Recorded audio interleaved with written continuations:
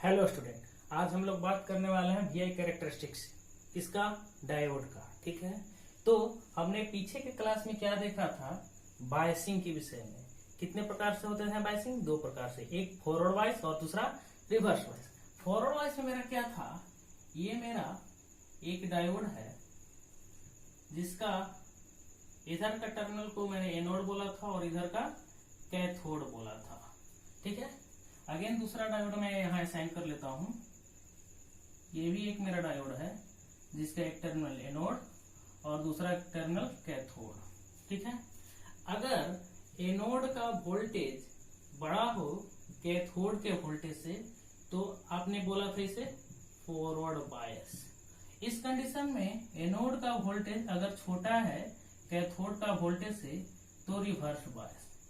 इस कंडीशन में क्या था, इस कंडीशन में आई का वैल्यू क्या था मेरा 0 और इस कंडीशन में आई का value not equal to 0। Good, चलिए ठीक। अब हम जब वीआई कैरेक्टरिस्टिक्स देखते हैं तो इसी के विषय में बात करते हैं कि ये क्यों 0 है और ये क्यों 0 नहीं है। मतलब फॉरवर्ड वाइज में करंट का वैल्यू आता है और रिवर्स वाइज में क्यों नहीं आता। चले यहाँ पर और दूसरी तरह से बात कर लेते हैं। यदि किसी रेजिस्टेंस से कोई करंट फ्लो कर रहा है, ठीक है, और एक रेजिस्टेंस जिसे फ्लो नहीं कर रहा है, डेट मीन्स इसका जिससे करंट फ्लो कम कर रहा है या नहीं कर रहा है उसका वैल्यू हाई होता है जिससे करंट फ्लो कर रहा है उसके कंपेरेटिवली। ठीक है, तो इसके थ्रू करंट बहुत ही कम या नहीं फ्लो करता है, डेट मीन्स इसका रेजिस्टेंस कैसा हुआ है, हायर रेजिस्टेंस। ठीक है, और इसका रेजिस्टेंस लोवेस्ट रेजिस्टेंस। ठीक है, रेजिस्टेंस। ठीक, ये मैं रेजिस्टेंस पर बात कर लिया। अब बात करते हैं इसके कैरेक्टरिस्टिक्स के विषय में। तो चलिए देखते हैं। सबसे पहले इसका एक प्रैक्टिकल मॉडल हमने देखा था, किसका, डायोड का। तो डायोड का प्रैक्टिकल मॉडल की अगर मैं बात करूं तो ये मेरा प्रैक्टिकल मॉडल है जिसके पास ये क्या होगा, पोटेंशियल बैरियर वोल्टेज और ये मेरा रेजिस्टेंस है आरडी। कोई दिक्कत नहीं। ये डायोड का सिंबल और ये भी गामा है। इसे फॉरवर्ड बायस में हम लोग कनेक्ट करते हैं। फॉरवर्ड बायस में क्या कर रहे हैं, कनेक्ट कर रहे हैं। ठीक है, और ये वेरिएबल वोल्टेज अप्लाई किए हुआ। ठीक, ये अगर आपका सिलिकॉन का है तो इसका वैल्यू होता है 0.7। ठीक है, कोई दिक्कत। और जर्मेनियम का होगा तो 0.3। हमने पीछे के क्लास में बात कर लिया है। ठीक, अब देखिए ये वोल्टेज अगर अप्लाई किए हो तो ये कब तक इससे करंट फ्लो नहीं करवाएगा, जब तक 0.7 से एबव ना हो जाए। ठीक है, डेट मीन्स ये जो यहाँ पर VA का वैल्यू होगा और यहाँ पर VK का वैल्यू होगा तो VA माइनस V गामा बड़ा होना चाहिए किससे, VK से, तभी ये करंट फ्लो करवा पाएगा। डेट मीन्स ये कब तक करंट नहीं फ्लो कर पाएगा, जब तक 0.7 से एबव ना हो जाए। ठीक है, तो मैं अगर ग्राफ बनाऊं इसका तो क्या बनेगा, ध्यान से समझिएगा। ये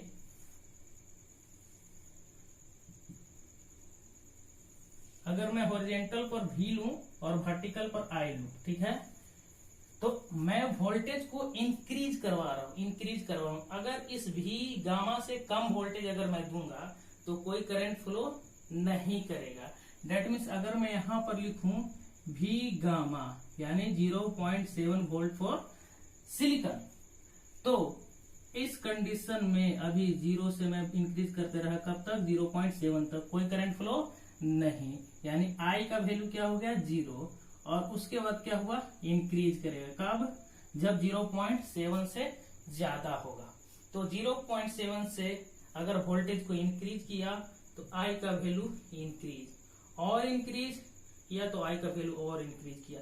कब तक इंक्रीज करते रहेगा, मतलब इनफाइनाइट तक तो क्या चला जाएगा, मैं वोल्टेज को इनफाइनाइट करूं तो नहीं, क्या होगा, एक समय के बाद सर्टेन हो जाएगा, स्टेबल हो जाएगा। ठीक है, बट ये जो वोल्टेज अभी इंक्रीज हो रहा है तो उसके रेशियो में ये I का वैल्यू भी इंक्रीज हो रहा है, तो कैसा इंक्रीजमेंट होता है, एक्सपोनेंशियली इंक्रीमेंट होता है, ठीक है।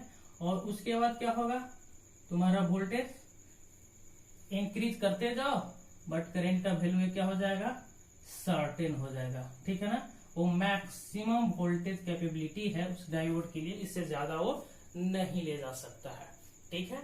तो ये मेरा कैसा ग्राफ है, नॉन लीनियर ग्राफ। कैसा, एक्सपोनेंशियल ग्राफ। तो हमने इसका नेचर में पढ़ा था, डायोड का नेचर में, कि ये नॉन लीनियर डिवाइस है, क्योंकि ये नॉन लीनियर है ग्राफ इसका। और ओम्स का लॉ फॉलो करेगा तो नहीं फॉलो करेगा, ठीक है ना। क्यों नहीं फॉलो करेगा, क्योंकि ये नॉन लीनियर डिवाइस है। और ओम का लॉ वही फॉलो करता है जहां पर लीनियर ग्राफ बनता है V और I के बीच, ठीक है। चलिए, तो ये वोल्टेज है मेरा क्या, कौन सा वोल्टेज, वोल्टेज। अगर ये डायोड अगर जर्मेनियम के रहता तो 0.3 पर ही ये करंट फ्लो करने लग जाता, ठीक है। अगर ये जर्मेनियम है तो, अगर ये सिलिकॉन है भी है तो, ठीक। तो ये था मेरा फॉरवर्ड वाइस के लिए, ठीक। अब रिवर्स वाइस के लिए हम अगर बात करें तो रिवर्स वाइस में क्या बात करते हैं, बड़ा ध्यान से समझिएगा। ये वोल्टेज V गामा और ये कुछ रेजिस्टेंस, ठीक। कैसा अप्लाई करेंगे, यहाँ उल्टा वोल्टेज अप्लाई करेंगे। मतलब टर्मिनल ए और एक टर्मिनल, चलो ऐसा ही लिख देते हैं V या V के, ठीक है। इस टर्मिनल नेगेटिव से और इसको पॉजिटिव से, ठीक। यही काम किया, मतलब VA का वैल्यू छोटा है VK से, ठीक है। ये V अप्लाई किया हूं, ये भी कैसा है, वोल्टेज है, वेरिएबल वोल्टेज। अब इस वैल्यू को मैं बढ़ाया। सबसे पहले यहां देखो बाबू, ये अभी क्या है, रिवर्स वाइस में अप्लाई किया। रिवर्स वाइस में कोई करंट नहीं, कुछ और वोल्टेज बढ़ाया तो बढ़ा, करंट अभी भी नहीं, और वोल्टेज बढ़ाया और बढ़ा। इस कंडीशन में क्या होता है, तो हमने पढ़ा था कि ये मेरा जब डायोड रिवर्स वाइस में जुटा हुआ रहता है तो इस डिप्लेशन के रीजन की तरफ क्या होता है, इलेक्ट्रॉन एक तरफ कंसंट्रेट होने लगता है और दूसरे तरफ होल कंसंट्रेट होने लगता है। तो इस कंडीशन में कोई करंट फ्लो नहीं करता है।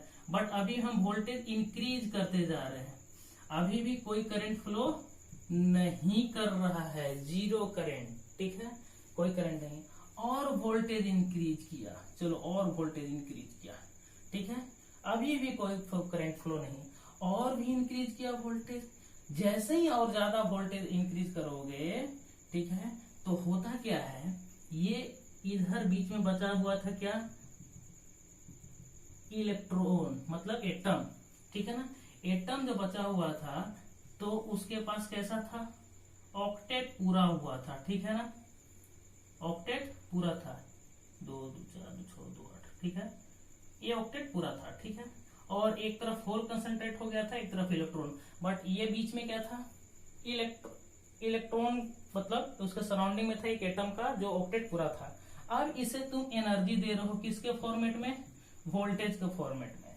जब इस इलेक्ट्रॉन को एनर्जी दोगे, इस एटम को, तो ये इलेक्ट्रॉन एनर्जी को क्या कर पाएगा, गेन कर रहा है, तो क्या होगा, हायर सेल में जाना चालू कर देगा।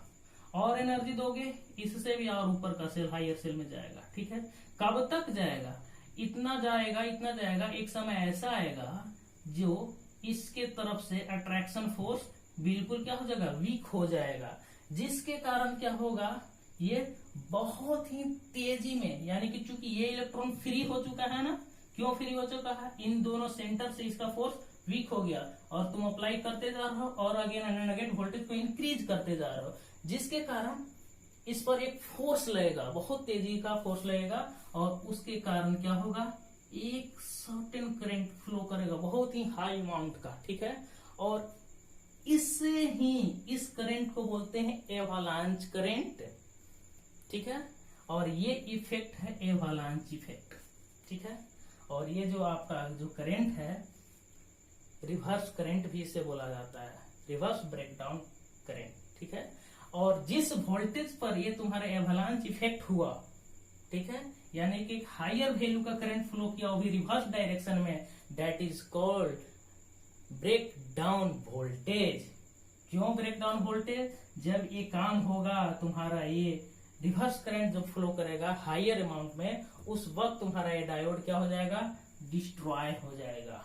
ये डिस्ट्रॉय करने के बाद ही ये वोल्टेज, इस वोल्टेज पर करंट फ्लो करेगा।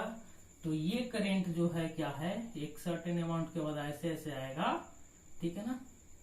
अभी 0,0,0,0,0 अचानक बहुत शार्प करंट, ये कैसा करंट है, शार्प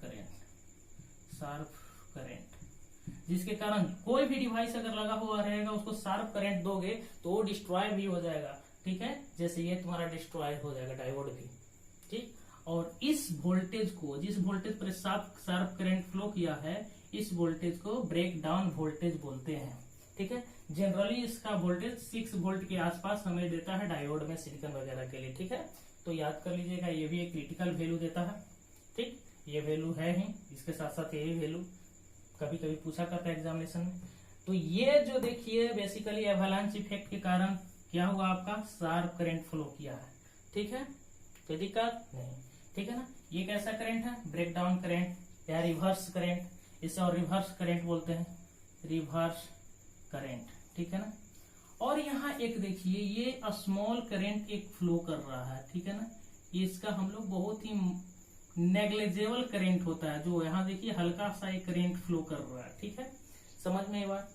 ये करंट जो आपका होता है बहुत ही मिनिमम अमाउंट में, इस करंट को कब ये फ्लो कर रहा है, जब ये रिवर्स में जोड़ा गया है। इस करंट को बोलते हैं saturation, reverse saturation current, reverse saturation current, saturation current,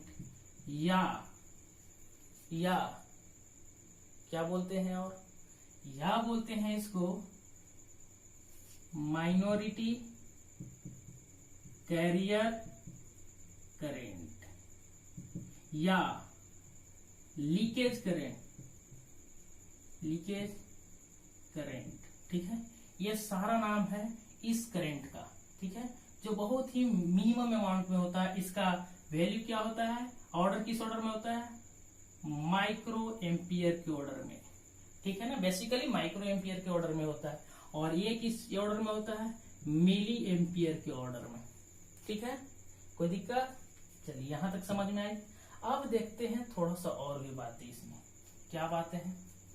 ये जो आपका वोल्टेज है, इस वोल्टेज को और बोलते हैं नी वोल्टेज, नी वोल्टेज। क्यों नी वोल्टेज बोलते हैं, ये जो है आपका घुटने के आकार की तरह से शेप बना लेता है, ठीक है ना। उल्टा इसको करके देखिएगा तो एक घुटना है, ठीक है, घुटने के आकार की तरह से शेप बनाता है, सो इसे हम लोग क्या बोलते हैं, नी वोल्टेज, ठीक है ना।